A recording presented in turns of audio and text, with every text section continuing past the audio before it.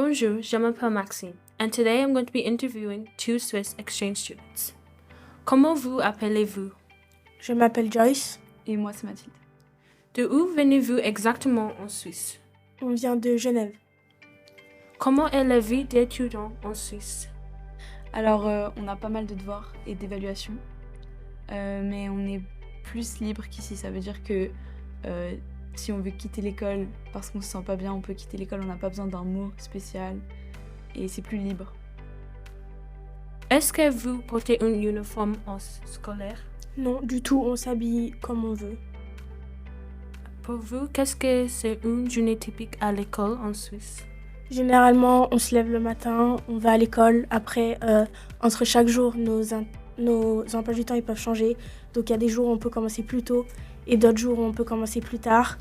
Mais sinon, après l'école, on fait nos activités, nos sports et ensuite on étudie et puis voilà. Okay. Décrivez votre lycée. Alors, on n'est pas dans la même école. Oui. Moi, c'est plutôt vieux, mais c'est grand. Il y a 2 bâtiments avec chacun 3 étages. Et il y a une cafétéria, des salles de cours, voilà. Alors le mien aussi, il est assez vieux. Il est un peu plus grand, il y a 9 étages. C'est bien équipé, on a plusieurs salles de sport et on a des gymnases, on a un grand espace vert et voilà. Que pensez-vous de l'école en Irlande? C'est très différent, très différent. Déjà, beaucoup moins d'autonomie. Les profs sont souvent sur les élèves, sur le dos des élèves, alors que nous, on est un peu plus libre. Mais c'est une expérience.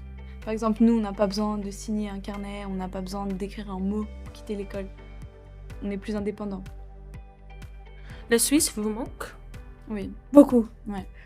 Qu'est-ce que vous en manque? Les gens, nos amis, la famille. Tout ça. Je pense aussi l'environnement, c'est pas la même chose, c'est pas le même La pays. maison. Juste la maison, quoi. Ouais. Est-ce que vous avez remarqué les différences entre la Suisse et l'Irlande? Alors, au niveau des transports, c'est très compliqué de se déplacer ici. Il n'y a pas beaucoup de bus, pas vraiment de tram ni de métro, donc c'est plus compliqué pour aller en ville. Et nous, on reste ici, à Kroom, donc pour aller en ville, c'est compliqué. Et il y a aussi des différences dans l'éducation et la culture. C'est pas la même chose, mais comme on dit toujours, c'est une expérience et ça fait du bien de découvrir autre chose aussi. Est-ce que vous avez visité des sites touristes en Irlande? Oui, on a fait pas mal de villes. On a fait Galway, Killarney, Dublin, elle a fait. Cork. On en a fait pas mal. Je me rappelle pas de toutes, mais on a fait beaucoup. On a fait pas mal, oui.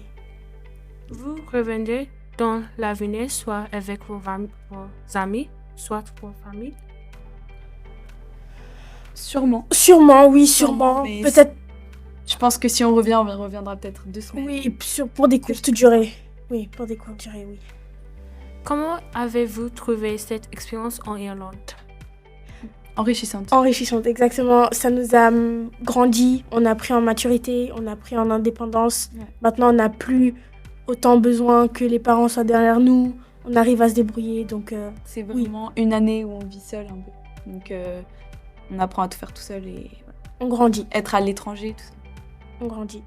Est-ce que vous fêtez la journée de la francophonie en Suisse? Non. La seule fête nationale, c'est la fête de la Suisse. Voilà, le 1er août, mais sinon, non. Du tout. It was nice speaking to you guys. Thank you for coming. You're welcome. Welcome.